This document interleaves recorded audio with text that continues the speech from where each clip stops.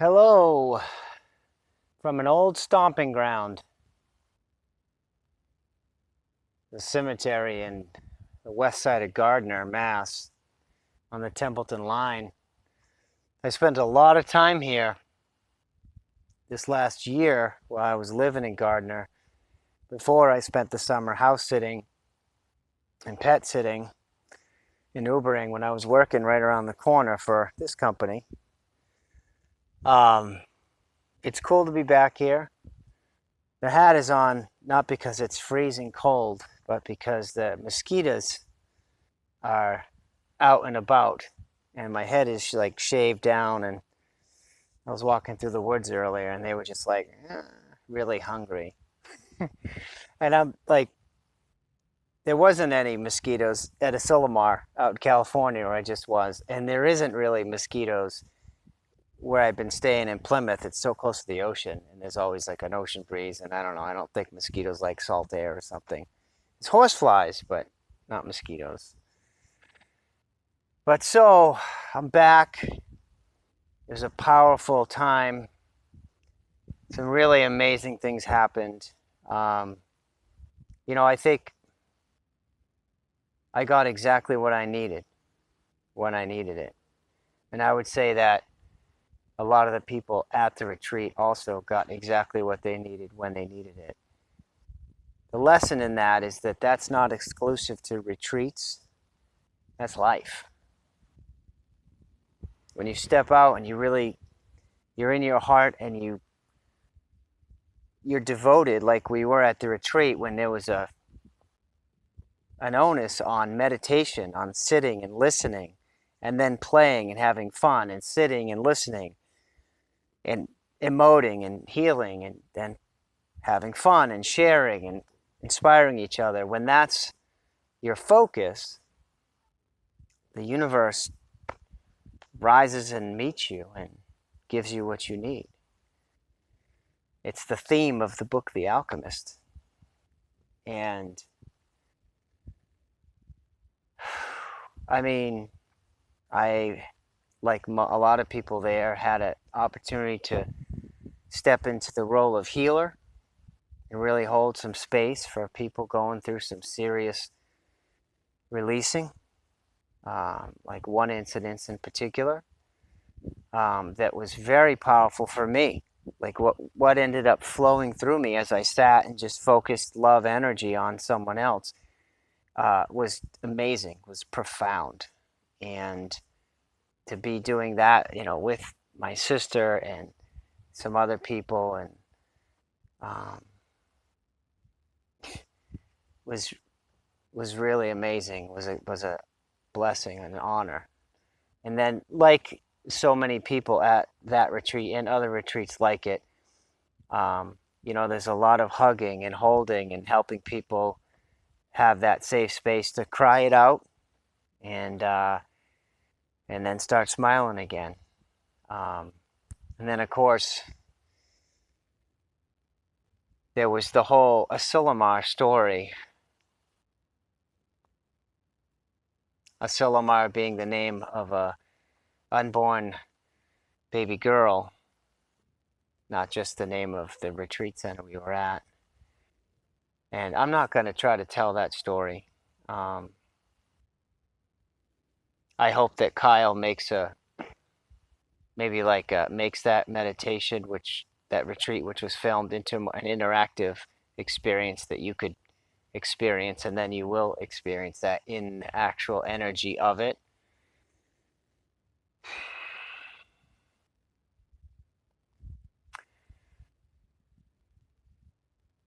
It's funny, and we talked about this at the retreat, how when you come back to familiar places, um, it's so easy to kind of fall back vibrationally in things that when you're on that vibrational high, there's no way you want to go back to doing, and it's suddenly like they can seem okay again. Like, not that I'm not, I mean, I'm going to be living in Plymouth, but even to do the same type of work is like it's there and I could do it and pay the bills doing it.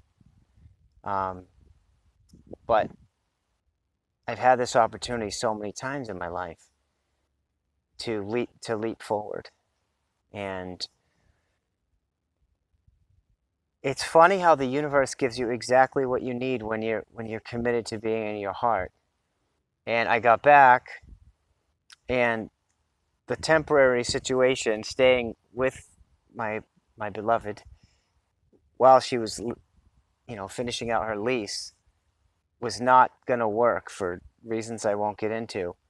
So I have like 2.5 weeks of sort of bouncing homeless again, which I've done before, but I had a van before. Now I have Breezy here. Um, and you know, I can camp and stuff, but Uber my car a little. But I changed my blog into a website, and I want to work on that. But I don't know exactly like what I want to come from that. I don't know exactly how it's all going to unfold. How I can use my experience and my unique gifts that we all have in the best way to help people. And if that'll be in ways that generates income, or if that'll just be kind of, on the side, and and it doesn't have to be one or the other. But I also find myself in a position where I still have limitations in my body that make it seem like what I could do physically is kind of narrow, you know? So there's a lot of uncertainty, and it could be a challenging place to be in, but I'm grateful for it. I really am. And so I lit on out of Plymouth today, and all I knew, like Kyle says a lot, is the universe often will just give you the first step. What do I do right now? What's right in front of me? What does my heart call me to do right now? I had a great uncle that passed away yesterday afternoon.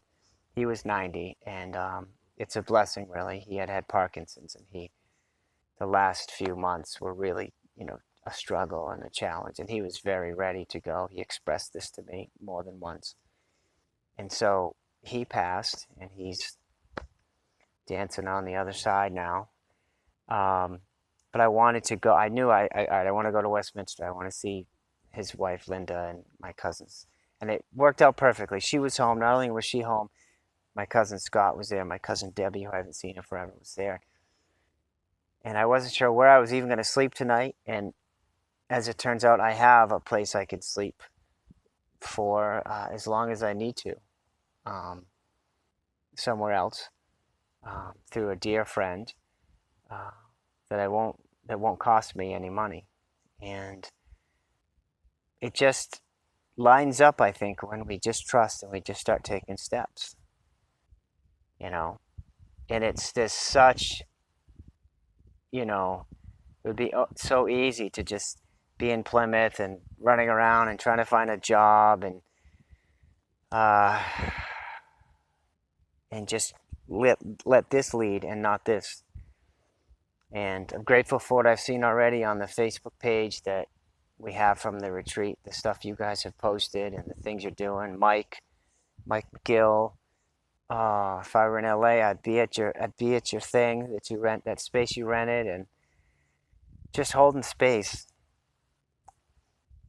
which is, I think I can do that in a powerful way. That showed up at the retreat, and thinking about my uncle, I thought, what a great thing to do, to be someone that could hold space for people and that are transitioning out of this life. I mean, there's like the death doula. It's like a thing, like a midwife is also called a doula. But then I guess there's such a thing as a death doula. Colleen mentioned this to me yesterday because I was meditating, and I thought of that. I felt that, and I thought, well, how do you sort of get qualified to do that? Like, how do you get qualified so that people would like hire you to do that, or even ask you to do that? I don't know. I'm sure there are little courses you could take. There's a course for everything now. Then I had the craziest thought, like, and this is probably a little triggery thing for people close to me that know me. But like, what if you could somehow like have a mystical, like a crossing over experience, come back, like not die, but like have that experience? I'd say you're qualified, and then to be able to hold space of that energy and that, and communicate the beauty of what's there to other people, um, as they're in their last hours, their last days, their last hours, um, and then just obviously that's an energy. I mean, just read Anita Morjani's book. The energy of that is like Dying to Be Me. If you haven't read it, awesome.